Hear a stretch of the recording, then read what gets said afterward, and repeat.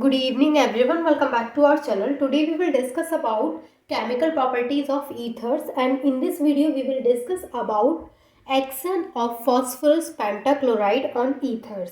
यानी ये जो हमारी केमिकल प्रॉपर्टी है उसमें हम देखेंगे कि जब ईथर फॉस्फोरस पेंटाक्लोराइड के साथ में रिएक्ट करता है तो क्या प्रोडक्ट देता है। ठीक है, तो हमारी जो केमिकल प्रॉपर्टी है वो क्या है, action of phosphorus pentachloride on ethers. हम यहाँ पे ईथर्स को रिएक्ट कराएंगे फॉस्फोरस पेंटाक्लोराइड के साथ में। तो अब देखिए ईथर का जो जनरल फार्मूला होता है वो क्या होता है, हम ईथर को जनरली ROR ऐसे लिखते हैं। अब यहाँ पे R की जगह पे तो हम कोई भी अल्काइल ग्रुप रख सकते हैं, बट जो जनरल स्ट्रक्चर है वो तो यही होता है ROR। अब ये जो ईथर है उसको हमें रिएक्ट कराना है फॉस्फोरस पेंटाक्लोराइड के साथ में, यानी PCl5 के साथ में। तो PCl5 को मैं थोड़ा सा इसलिए ऐसे अरेंज कर रही हूँ, मैंने ईथर को नीचे लिखा है, मैं फॉस्फोरस पेंटाक्लोराइड को ऊपर इसलिए लिख रही हूँ। चाहूँ तो मैं इनको अलग अलग भी लिख के आपको दिखा सकती हूँ, बट मैं इनको कुछ स्ट्रक्चर्स की फॉर्म में इसलिए बताऊँगी ताकि आपको पता रहे कि कौन सा बॉन्ड कहाँ से ब्रेक होके कहाँ पर जुड़ गया है। ठीक है, तो हमारा होता है PCl5 फॉस्फोरस पेंटाक्लोराइड। अभी हम क्या करते हैं, यहाँ से 2 क्लोरीन हटा देते हैं, तो यहाँ पे कितना बचा, 3 क्लोरीन। अब जो 2 क्लोरीन है उसमें से एक इधर बना दिया हमने और एक इधर बना दिया, तो ये हो गया हमारा PCl5, यानी यहाँ पर ये हो गया फॉस्फोरस पेंटाक्लोराइड और यहाँ पर ये हो गया हमारे पास ईथर। अब इन दोनों को हम रिएक्ट कराते हैं और इसको हम क्या करते हैं, हीट करते हैं। तो ये दोनों जब आपस में रिएक्ट करते हैं, इनको जब दोनों को हीट किया जाता है तो यहाँ पे क्या होता है कि ये इस तरीके से बॉन्ड ब्रेक होता है, यानी जो दोनों R है और दोनों R ने जो ऑक्सीजन से बॉन्ड बना रखा है वो बॉन्ड ब्रेक हो जाएगा, और ये जो दोनों क्लोरीन है यहाँ से वो इस PCl3 के साथ जो बॉन्डेड है वहाँ से बॉन्ड ब्रेक हो जाएगा। तो दोनों क्लोरीन जो है वो दोनों क्लोरीन तो इन दोनों R से जाकर के जुड़ जाएंगे और ये जो ऑक्सीजन है वो इस PCl3 से जाकर के जुड़ जाएगा। तो हमें जो प्रोडक्ट मिलेगा वो क्या होगा, देखिए यहाँ पे R कितने हैं, 2 R है, तो हम ऐसे लिख सकते हैं 2R, कोई दिक्कत, दोनों R को मैंने ऐसे लिख दिया। अब दोनों R से 2 क्लोरीन आकर के जुड़े, तो 2 क्लोरीन यानी कि मैंने ऐसे लिख दिया क्लोरीन, तो इसके आगे 2 लगाया, इसका मतलब यहाँ पे 2 क्लोरीन है और 2 यहाँ पे R ग्रुप है। ठीक है, अब बचा क्या, PCl3 और ऑक्सीजन, तो इसको हम कैसे लिखेंगे, POCl3। ठीक है, अब यहाँ पर ये जो हमें प्रोडक्ट मिला है ये क्या है, ये अल्काइल क्लोराइड है। R की जगह पे तो आप जो मर्जी चाहे ग्रुप रख सकते हैं, अभी जैसे मैं आपको एक बार रख के बता दूंगी।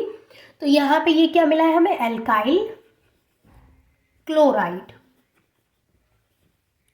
ठीक है, तो जब भी हम ईथर को फॉस्फोरस पेंटाक्लोराइड के साथ में रिएक्ट कराते हैं, उसको हीट करते हैं, तो वहाँ पे अल्काइल क्लोराइड का फॉर्मेशन होता है।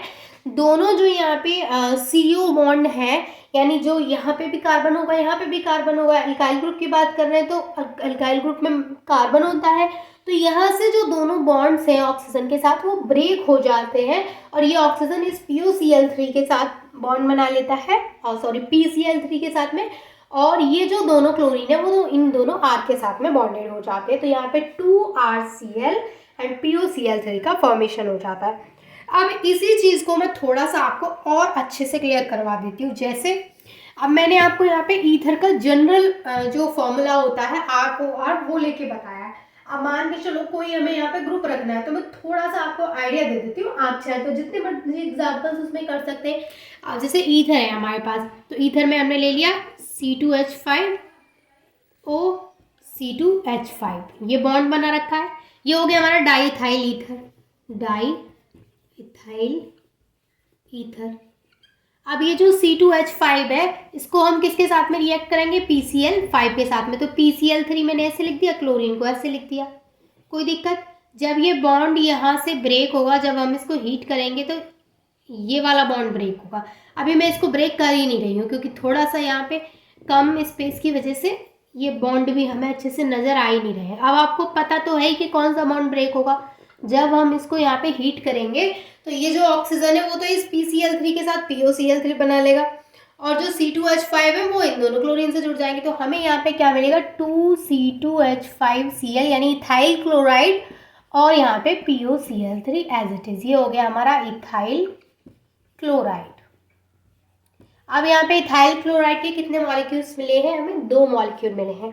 तो यहाँ पे वही सेम लिया है मैंने, बस ईथर की जगह पे मैंने यहाँ पे जो ईथर का जनरल फॉर्मूला लिया था आर मैंने यहाँ पे लिया था, वहीं पे मैंने आर की जगह पे अब एल्काइल ग्रुप यानी कि मैंने यहाँ पे इथाइल ग्रुप को रख लिया है और फिर आपको सेम एग्जाम्पल बता दिया।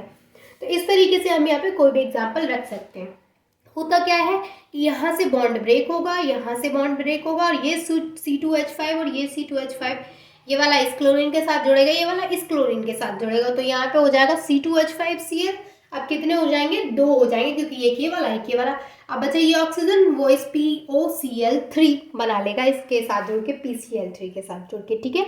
तो ये होता है हमारा action of phosphorus pentachloride on ethers, वहाँ पे एल्काइल क्लोराइड का फॉर्मेशन होता है। So I hope this is clear to all of you. If you have any doubt, then you can ask me. I'm here to solve your all doubts, and thank you so much for watching this video.